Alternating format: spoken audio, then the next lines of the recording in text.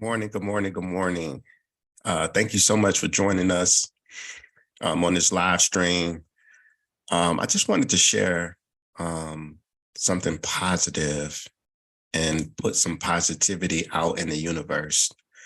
I have no invested interest in what I'm about to say, but I just love what I'm seeing, and I wanted to comment on it. I'm just a nobody trying to tell everybody uh, that somebody that Jesus saves. And I know this is a secular platform, but I wanted to live out my faith for just one moment. So what I want to comment on is I have been watching what Deion Sanders has been doing in Boulder, Colorado. And flat out, it has been one of the most inspirational things. I'm not even talking about football. I've never played football in my life. I've had the opportunity to play collegiate basketball. But when in playing collegiate basketball, I've learned the power of mentorship, having a coach that you look up to, and actually being a part of a collective group of people where you're working for something greater than yourself. So as I woke up on Saturday and I checked sports after sundown on Saturday evening, it came to my mind that Colorado lost. And when they lost, I was like, man, like what happened during the game? So instead of watching the game, the first thing I did is I went back and I watched Coach Prime's press conference. I never watched the game first because the measure of a man is not where he stands in time of comfort, but where he stands in times of controversy and times of difficulty.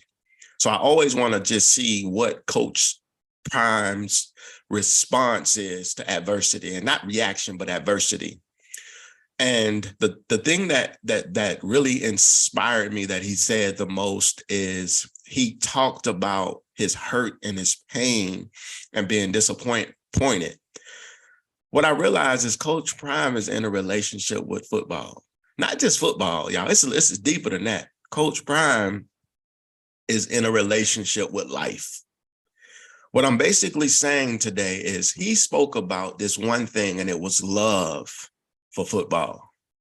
Love for football. And I wanted to just give my explanation of what I believe that meant, what he was trying to say to the young men, or what he meant by telling the young men, I just wish you loved football, even if football doesn't love you back, or even if football is an inanimate thing that can't love you back. I wish you just love football. And what I believe Coach Prime was saying was this: when you're in a relationship and you have something that you never had before, and your intentions are pure to that specific person, you will honor that person. You will always give that person 120%. You will never take that thing for granted.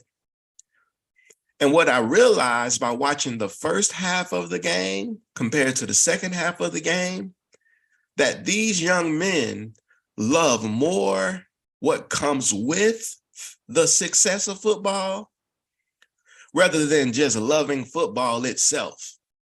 See, if these young men just loved football, then all the other things would come with it. But if you just love the things that come with it, and you don't truly love football, you will get complacent. Complacency, y'all, is showing a lack of love, showing a lack of appreciation, and taking the very thing that is going to create the possibility for you for granted. That's all he was saying. He was saying, look, guys, we have to stop taking this opportunity for granted. He was basically speaking about his match. Everything that he has achieved, he never took it for granted. Why? Because he loved it. And when you love something with all your heart, your mind, and soul, you will immerse yourself in it. And it will become the very thing that you will appreciate. You won't do it for the likes. You won't do it for the celebrities that come. You won't do it just because you want to go to the NFL. But you will do it just because. You will work hard just because. And what I saw in the second half, I saw the team Stanford come back, and what they knew, what inspired them is the fact that when they punched Colorado in the mouth and Colorado folded, stumbled, Stanford said, man, they don't love this game. All we got to do is keep punching them in the mouth. And eventually, because they don't love the game, they'll give it up. That's just one play at a time, 1 yard at a time. And when you look at the difference between two halves, man, look, I'm going to keep it real. Colorado is a very talented team. They got all the tools. They got the heart. They got the coaching. They got the resources. But if you don't have love, you have nothing.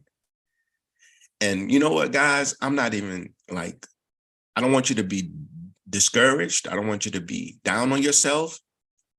I just want you to look yourself in the mirror today and say, what do I really love? And if you don't love football, go to Coach Prime and ask him, how do I start to love the very thing that can create something for me?